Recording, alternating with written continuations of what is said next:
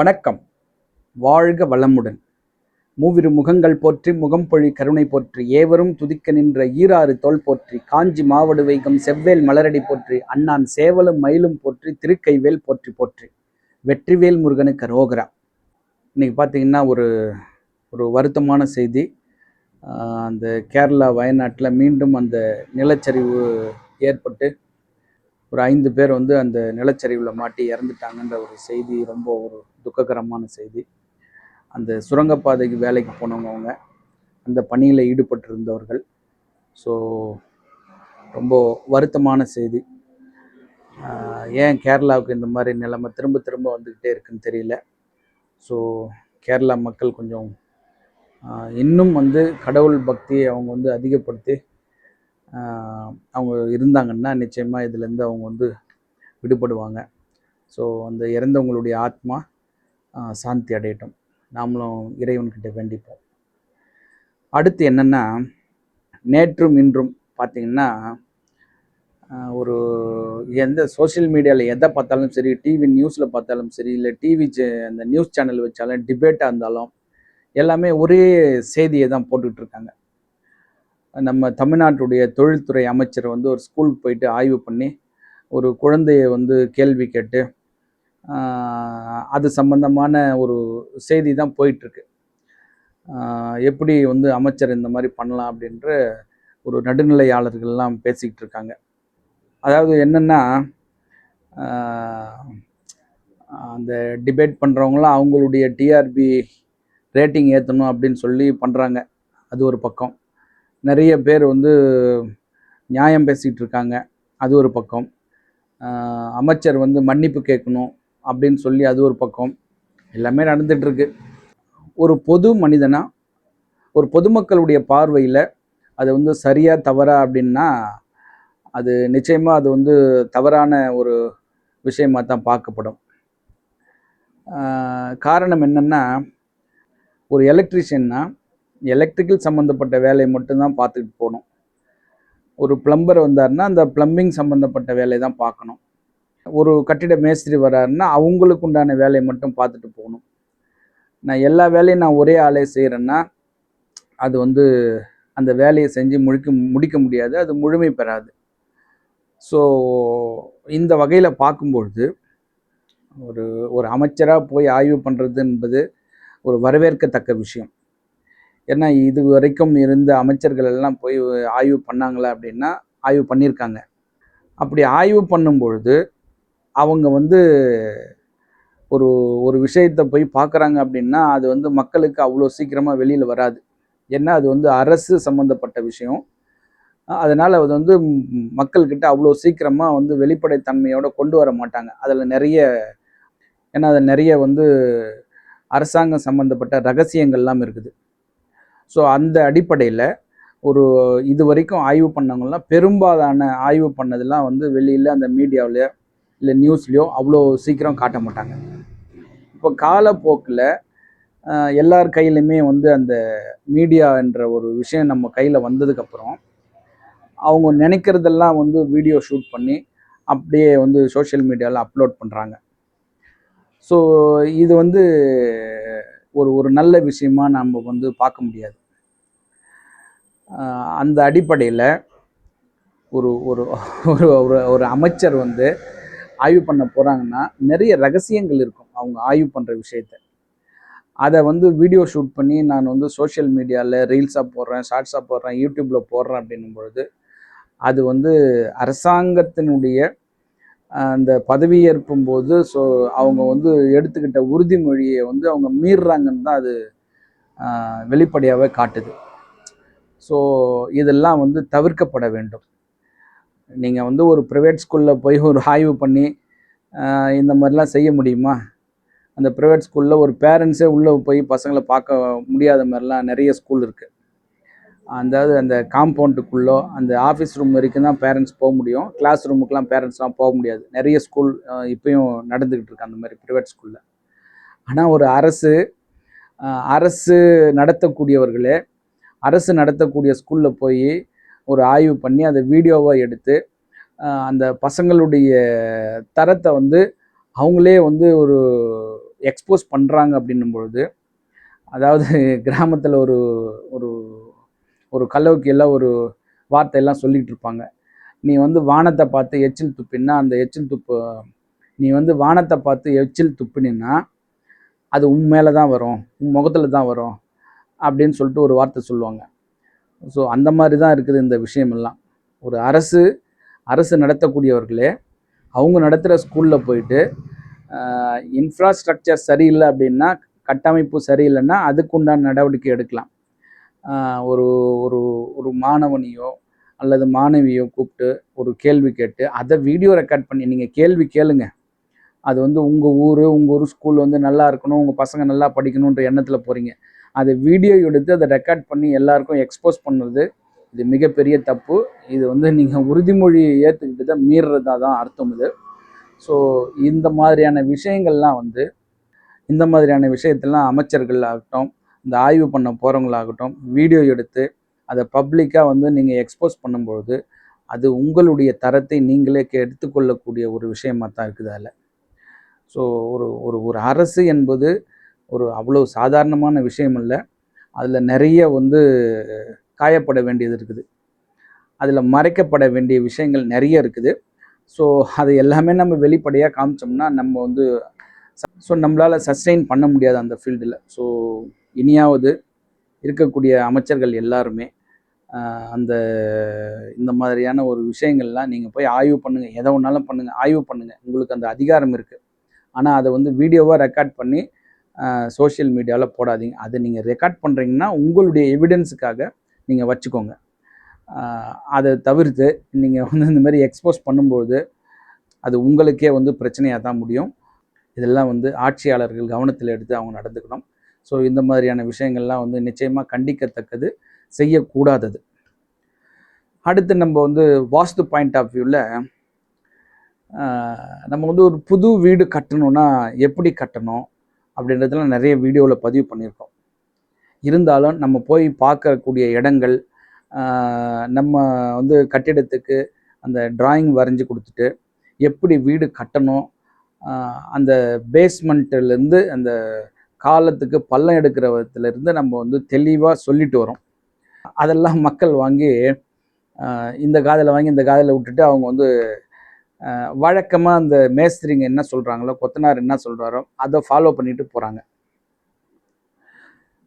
சமீபத்தில் 2 நாட்களுக்கு முன்னாடி, இப்போ இன்றைக்கி வந்து திங்கட்கிழமை, ஞாயிறு, சனிக்கிழமை 3 நண்பர்கள் வந்து என்னை பார்க்குறாங்க என்னுடைய அலுவலகத்தில். நாங்கள் பேஸ்மெண்ட் லெவலுக்கு முடித்தாச்சு, இருந்தாலும் அதுக்கு மேலே வந்து எங்களுக்கு ஒரு சில டவுட் இருக்குது, எங்கள் மேஸ்திரியை கூட்டிகிட்டு வந்திருக்கிறோம், அவருக்கு சில டவுட் இருக்குதுன்னாரு.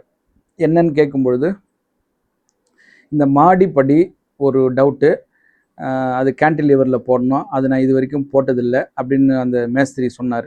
சரி, ஓகே. 2வது டவுட்டு, இந்த போர்ட்டிக்கோ எப்படி போடணும், அது நீங்கள் பில்லர் போடாமல் போட்டு கொடுத்துக்கிறீங்களே அப்படின்னு சொல்லிட்டு ஒரு டவுட் கேட்டார். நான் என்ன பண்ணேன், அவங்க 3 பேரையும் கூப்பிட்டு என்னுடைய அலுவலகத்திலேருந்து ஒரு ஒரு 1 கிலோமீட்டர் தூரத்தில் ஒரு வீட்டை காமிச்சு, அந்த வீட்டை போய் பார்த்துட்டு வாங்க, அதுக்கப்புறம் நான் உங்களுக்கு வந்து எக்ஸ்பிளைன் பண்ணுறேன் அப்படின்னேன். உடனே அவங்க 3 பேரும் கிளம்பி அந்த வீட்டை போய் பார்த்துட்டு ஒரு 10 நிமிஷத்தில் திரும்பி வந்துட்டாங்க. என்ன பார்த்துட்டிங்களா அப்படின்னேன். பார்த்துட்டேன், எனக்கு புரிஞ்சு போச்சு அப்படின்னு சொல்லிட்டு அந்த மேஸ்திரி சொன்னார்.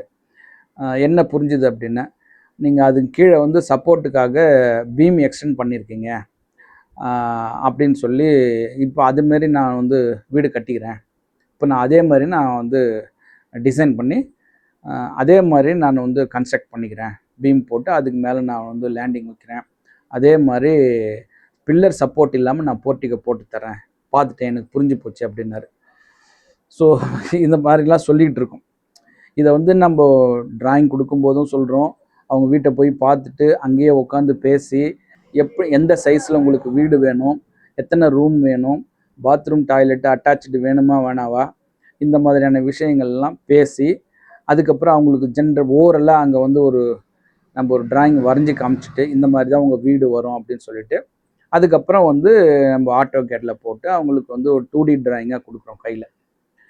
அப்படி கொடுக்கும்போது நம்ம க்ளீனாக எக்ஸ்பிளைன் பண்ணி தான் கொடுக்குறோம். எந்த முறையில் வீடு கட்டணும், எந்த மெட்டீரியலை கொண்டு வந்து எங்கே வைக்கணும், எந்த இடத்துல முதல்ல பூஜை போடணும், எப்படி ஒர்க்கு ஸ்டார்ட் பண்ணணும், எந்த இடத்துல போயிட்டு நம்ம வந்து வேலையை ஆரம்பிக்கணும், எப்படி கொண்டு வந்து ஒரு நாளும் வேலையை வந்து ஃப்ளோவில் எப்படி வந்து முடிக்கணும் அப்படின்ற மெத்தட் மொத்தத்தையும் சொல்லிட்டு வந்துடுறோம். அது எல்லாமே யாருமே டாக்குமெண்ட் பண்ணுறதில்ல, ஒரு ரெக்கார்ட் பண்ணுறதும் கிடையாது. எல்லாம் இந்த காதில் வாங்கி இந்த காதில் விட்டு ஓகே ஓகேன்னு சொல்லிட்டு கடைசியில் அந்த கொத்தனார் வழிக்கு போயிடுறாங்க. இப்போ அந்த மாதிரியான ஒரு விஷயத்தில் அவங்க வீட்டில் வந்து ஒரு ஒரு ஆக்சிடெண்ட்டுன்னு சொல்கிறாங்க. எங்கள் பையனுக்கு வந்து ஒரு நைட்டு மழையில் நனைஞ்சிக்கிட்டே வந்து கீழே விழுந்து அந்த கீழே இருக்கிற 4 பல்லு போயிடுச்சு, வீழ்ந்து போச்சு, உடஞ்சி போய் அப்படின்னு சொல்லிட்டு ஒரு விஷயத்த சொன்னாங்க. அப்போ நான் கேட்குறேன், இந்த விஷயம் வந்து ஆக்சிடெண்ட்டு இந்த வீட்டோட வேலை ஸ்டார்ட் பண்ணதுக்கு அப்புறம் நடந்ததா அப்படின்னேன். ஆமான்னு சொன்னாங்க. அப்போ நீங்கள் வடகிழக்கில் ஏதாவது மெட்டீரியல் கொண்டு வந்து இறக்கி வச்சுக்கிறீங்களா அப்படின்னேன். ஆமாம், எம்சாண்டு கொண்டு வந்து அங்கே தான் ஒரு டாராஸ் எம்சாண்டு அங்கே தான் கொட்டி வச்சுருக்கோம் ஈசான்ய மூலையில் அப்படின்னாங்க. நான் என்ன சொல்லிட்டு வந்தேன் அப்படின்னேன். அங்கே வைக்கக்கூடாதுன்னு தான் சொன்னீங்க, ஆனால் அந்த லாரிக்கார் கொண்டு வந்து பின்னாடி வண்டி போவாதுன்னு அங்கே கொட்டிட்டு போயிட்டாரு. கொட்டினதுக்கு அப்புறம் தான் எங்களுக்கு தெரியும் இங்கே வந்து கொட்டிட்டாங்க அப்படின்னு சொல்லி அந்த வீட்டுக்கார அம்மா சொன்னாங்க. இப்போ நான் என்ன பண்ண முடியும் அதுக்கு? அதாவது ஒரு மணலோ எம்சாண்டோ கல்லோ ஜல்லியோ தெற்கு மேற்கு தென்மேற்கு சார்ந்து தான் கொண்டு வந்து வைக்கணும் அப்படின்னு சொல்கிறோம். ஆனால் இவங்க கொண்டு வந்து எம்சாண்டை முதல் வடகிழக்கில் தான் வந்து கொட்டுறாங்க. அதுவும் எப்படி பார்த்தீங்கன்னா அது ஒரு 6 யூனிட் இருக்கும் அந்த எம்சாண்டு. ரொம்ப பெரிய ஒரு ஒரு ஒரு ஹைட் அண்ட் வெயிட்டான பொருளை கொண்டு வந்து வடகிழக்கில் வைக்கிறாங்க. இப்போ வடகிழக்குன்னு சொல்லும்பொழுது நம்முடைய கழுத்துக்கு மேலே பகுதி சம்மந்தப்பட்டது. அப்போ அதுவும் ஆண் குழந்தை சம்மந்தப்பட்டது. அப்போ அந்த வேலையை ஆரம்பிக்கிறதுக்கு இந்த பள்ளம்லாம் எடுத்துட்டு அவங்க வந்து பில்லர் நிப்பாட்டுற நேரத்தில் இந்த பையனுக்கு வந்து ஒரு சம்பவம் இந்த மாதிரி நடக்குது. கிட்டத்தட்ட அவங்க வந்து ஒரு 2 லட்ச ரூபா அவங்களுக்கு வந்து செலவாயிருக்கு. இன்னும் அந்த பல்லு கட்டலை. அவங்க இது வரைக்கும் ட்ரீட்மெண்ட் மட்டும் பண்ணி அந்த காயம்லாம் ஆறிப்போச்சு. இனிமே தான் அந்த பல் புதுசாக தான் கட்டணும். 4 பல்லு போச்சு. ஒரு சாதாரணமான வடகிழக்கில் கொண்டு வந்து வைக்கக்கூடிய ஒரு மெட்டீரியல் பண்ணக்கூடிய வேலை இப்போ அவங்களுக்கு வந்து ஒரு சரியான முறையில் இனிமேல் அந்த பழைய பொசிஷனுக்கு அந்த வாய் இருக்காது அந்த பையனுக்கு. இருந்தாலும் வந்து பாதிக்கப்பட்டிருக்கான் அப்படின்னா இந்த காரணம் பார்த்திங்கன்னா இந்த வடகிழக்கு பகுதி தான் அதுக்கு காரணமாக இருக்குது. ஸோ திரும்ப நம்ம சொல்லிக்கிட்டு இருக்கிறது இதுதான். நீங்கள் ஒரு வீடு கட்ட போகிறீங்களா, முதல்ல வந்து அந்த வாஸ்து கன்சல்டன்ட் என்ன சொல்கிறாங்க அப்படின்றத ரெக்கார்ட் பண்ணுங்கள், ஒரு டாக்குமெண்ட் பண்ணிக்கோங்க. நீங்கள் வந்து எல்லாமே அந்த நேரத்தில் நமக்கு புரியும். அடுத்து நம்ம வேறு வேலைக்கு போகும்போது இது மறந்துடும். அடுத்து நம்ம எங்கே போவோம்? அதே ஃபீல்டில் இருக்கக்கூடிய அந்த மேஸ்திரிங்க தான் நம்ம பேசுவோம். அதுக்கு என்ன பரவாயில்ல, கொண்டு வந்து வச்சுருங்க, நம்ம இன்றைக்கி காலையில் வச்சிங்கன்னா நம்ம இன்றைக்கி பொழுதுக்குள்ளேயே காலி பண்ணிடலாம் அப்படின்வாங்க. வடகிழக்கு பகுதியில் மெட்டீரியல் கொண்டு வந்து இறக்குனா மேஸ்திரிக்கு தெரிஞ்சாலும் நம்ம இன்றைக்கி பொழுதுக்குள்ளே காலி பண்ணிடலான்வாங்க. ஆனால் வடகிழக்கில் கொண்டு வந்து இறக்கிட்டிங்கன்னா அது காலியெல்லாம் பண்ணவே முடியாது. இந்த மாதிரி ஒரு பிரச்சனையை கொண்டு போய் விட்டு தான் அது காலி பண்ண வைக்கும். ஸோ அதனால் நீங்கள் மெட்டீரியல் எதுவாக இருந்தாலும் சரி, எந்த பக்கம் பார்த்த வீடாக இருந்தாலும் சரி, அந்த மெட்டீரியல் கொண்டு வந்து இறக்குறீங்கன்னா தெற்கு மேற்கு சார்ந்து இறக்குங்க, தென்மேற்கில் இறக்குங்க. வடகிழக்கில் மட்டும் இறக்காதீங்க. வடமேற்கு தென்கிழக்கு அந்த சைடில் கூட இறக்குங்க. ஆனால் வடகிழக்கில் மட்டும் வைக்காதீங்க. வச்சிங்கன்னா இந்த மாதிரியான ஒரு பிரச்சனை வரும். இல்லைன்னா வேலைக்கு ஆட்கள் வரமாட்டாங்க. அந்த கொத்தனார் வரமாட்டார், சித்தாளுங்க வரமாட்டாங்க. அப்படியே வந்தாலும் உங்களுக்கு தேவையான மற்ற மெட்டீரியல்லாம் கிடைக்காது, சிமெண்ட் கிடைக்காது, அப்புறம் சென்ட்ரிங் பொருட்கள் கிடைக்காது. இந்த மாதிரியான ஒரு பிரச்சனையை வந்து கொண்டு வந்து வச்சிரும் அந்த வடகிழக்கு பகுதி. வடகிழக்கு பகுதி தான் நம்ம வந்து வர வேண்டிய பகுதின்னு சொல்கிறோம். நீங்கள் அங்கே கொண்டு போய் ஒரு தடையை ஏற்படுத்தும் பொழுது ஒரு பொருட்களை இறக்கி அது ஜல்லியை சில பேர் கொண்டு வந்து ஜல்லியை கொட்டிடுவாங்க. காங்கிரீட் நாங்கள் போட போகிறோம் அப்படின்னு சொல்லிட்டு அந்த காங்கிரீட்டே போட முடியாது நின்ன நிறைய வீடுகள்லாம் இருக்குது அந்த ஜல்லி கொண்டு வந்து வடகிழக்கில் கொட்டினதுக்கப்புறம். ஸோ இந்த மாதிரி ஒரு நிறைய பிரச்சனைகள். ஒரு டாக்டரோட வீடு வடகிழக்கில் ஒரு 20,000 செங்கல்ல கொண்டு வந்து இறக்கிடுறாங்க. வீடே கட்ட முடியல அவங்களால. கிட்டத்தட்ட 3-4 மாதமாவது நிற்குது. பணம் இருக்குது. ஒரு டாக்டர்கிட்ட பணம் இல்லாமல் இருக்குமா? ஹஸ்பண்ட் ஒய்ஃப் 2 பேருமே டாக்டர், நிறைய பணம் இருக்குது. அங்கே பக்கமே போக முடியல அவங்களால. அதுக்கப்புறம் இது 2 மாதம் ஆச்சு, 3 மாதம் ஆச்சு, 6 மாதம் வரைக்கும் அவங்களால கிட்டே போக முடியல. அப்புறம் ஏதோ அவங்க கோவிலுக்கெலாம் போயிட்டு கடவுள்கிட்ட வேண்டிக்கிட்டு அதுக்கப்புறம் என்னை கூப்பிட்டாங்க. சரி, நான் ஒரு நாள் போய் பார்த்துட்டு, முதல்ல இந்த கல்லை எடுங்க, அதுக்கப்புறம் நம்ம பேசலாம் சொல்லிட்டு வந்துட்டேன். அது அன்றைக்கே ஆட்களை விட்டு அந்த கல்லெல்லாம் தூரம் எடுத்து நம்ம சொன்ன இடத்துல தெற்கு மேற்கு சார்ந்து வச்சுட்டாங்க. அதுக்கப்புறம் அவங்களுக்கு போயிட்டு இந்த வீட்டில் இந்த கரெக்ஷன்லாம் பண்ணணும் அப்படின்னு சொல்லி அவங்களும் இந்த மாடிப்படி இஷ்யூவில் தான் கூப்பிட்டுருந்தாங்க. அப்புறம் எல்லா வீட்டையுமே வந்து சரி பண்ணி கொடுத்துட்டோம் நம்ம. கொடுத்ததுக்கப்புறம் கடன்னு மறுநாள்லேருந்து ஆட்கள்லாம் வந்துட்டாங்க. வேலை பீஸ்ஃபுல்லாக முடிஞ்சு கிரகப்பிரவேசம் போயிட்டு கிட்டத்தட்ட இப்போ 2 வருஷத்துக்கு மேலே ஆகுது. ஸோ அந்த மாதிரி நீங்கள் வடகிழக்கில் கொண்டு வந்து ஒரு பொருட்களை வைக்கிறீங்கன்னா, ஒன்று உடல் ரீதியாக பாதிப்பு வந்துடும் அந்த வீட்டில் இருக்கக்கூடிய ஆண்களுக்கு. 2வது உங்களுக்கு வேலை நடக்காது, பணமே இருந்தாலும் ஆட்கள் வரமாட்டாங்க. ஸோ இந்த மாதிரியான ஒரு தடைகள் வரும். அப்போது புதுசாக வீடு கட்டுறவங்க கவனிக்க வேண்டியது என்னென்னா, மெட்டீரியல் கொண்டு வந்து முதல் நான் மணல் தான் வைக்கணும், எம்சாண்ட் தான் வைக்கணும் அப்படின்னு சொல்லிட்டு நான் கொண்டு வந்து வைக்கிறேன்னா, அதை வடகிழக்கில் வைக்காதீங்க, வேறு எங்கே வேணாலும் வச்சுக்கோங்க. ஸோ அப்படி வச்சிங்கன்னா உங்களுக்கு வந்து பிரச்சனையை தான் நீங்கள் ஃபேஸ் பண்ணணும். பிரச்சனை இல்லாத நம்ம வீடு கட்டி ஸ்மூத்தாக நான் வந்து வேலையை முடிக்கணும் அப்படின்னா, வடகிழக்கு பகுதியில் மெட்டீரியல் வைக்கவே கூடாது. இந்த அற்புதமான தகவலை கொடுக்க உதவி இந்த பிரபஞ்சத்திற்கு என மனமார்ந்த நன்றி. மீண்டும் ஒரு அற்புதமான வாஸ்து தகவலோடு சந்திக்கின்றேன். 6 தடந்தோள் வாழ்க, 6 முகம் வாழ்க, வெற்பை கூறுசை தனிவேல் வாழ்க, குக்குடம் வாழ்க, செவ்வேள் ஏறிய மஞ்சை வாழ்க, யானை தன் அணங்கு வாழ்க, மாறிலா வள்ளி வாழ்க, வாழ்க சீர் அடியார் எல்லாம், வெற்றிவேல் முருகனுக்கு அரோகரா. வணக்கம். வாழ்க வளமுடன், எல்லாம் செயல்கூடும்.